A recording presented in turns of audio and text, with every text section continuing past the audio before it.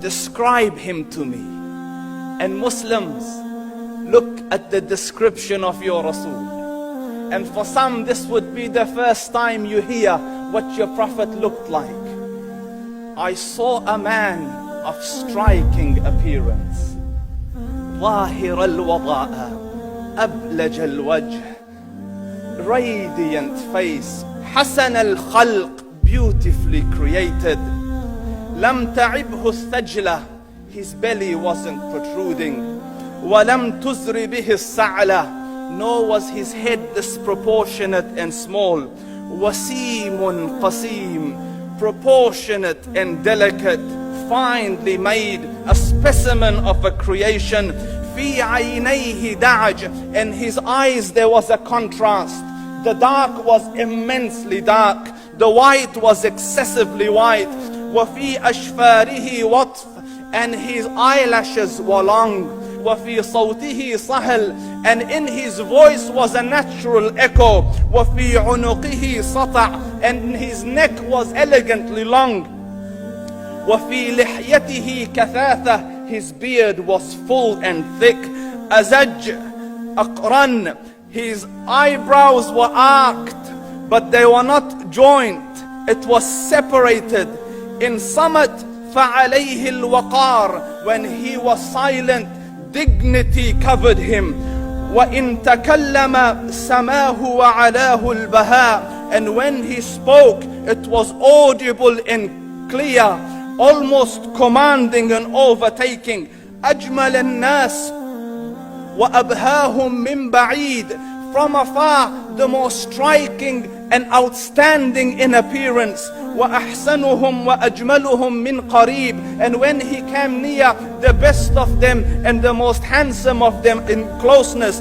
حلو المنطق, such an exalted and sweet level of logic.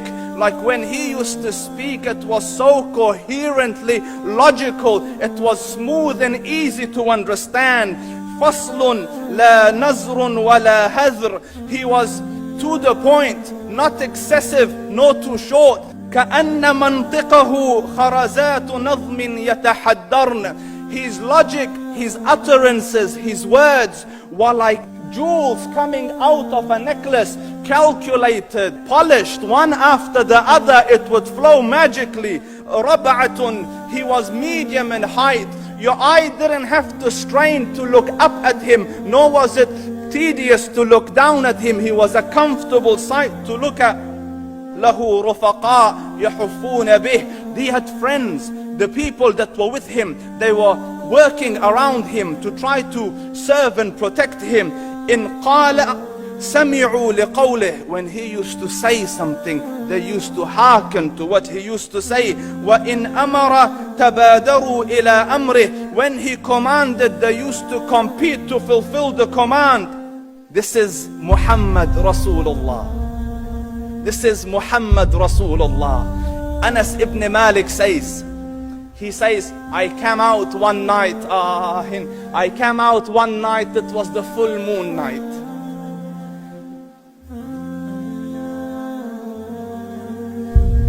And I looked at the moon, and in the desert, understand, the moon is an awesome sight.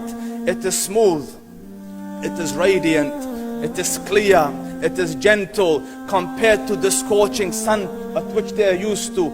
So the moon was the epitome of beauty. So he says, I came out at a full moon night and I looked at the moon and I saw it, beautiful, handsome. So I said, let me go see if the moon is more handsome or my Prophet is more handsome. Let me see if that is more beautiful or the Prophet is more beautiful. So I went and I saw him standing afar.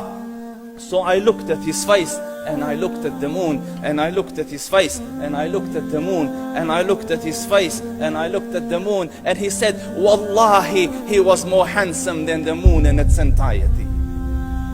That is just the look of your Rasul. Aisha radiyallahu anha says, I was sewing with the needle, my needle dropped in the dark, I couldn't find it. I said, Ya Rasul, I can't find it. He moved his face close, and I swear, out of the radiance of his face, I found my needle.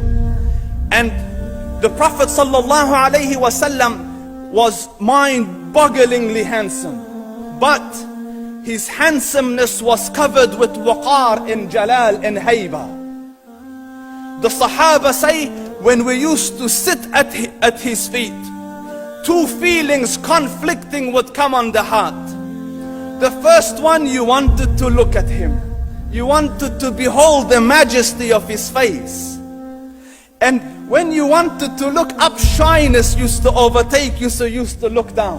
Amr ibn al-As says, I sat with him many times, but if you ask me to describe his face, I can't describe it. I wouldn't be able to look up to him ijlalan wa ta'ziman. I couldn't look up at him. And that is why he didn't have the problems that Yusuf alayhi salam had. Because it was difficult to penetrate the awe and the splendor of the Rasul.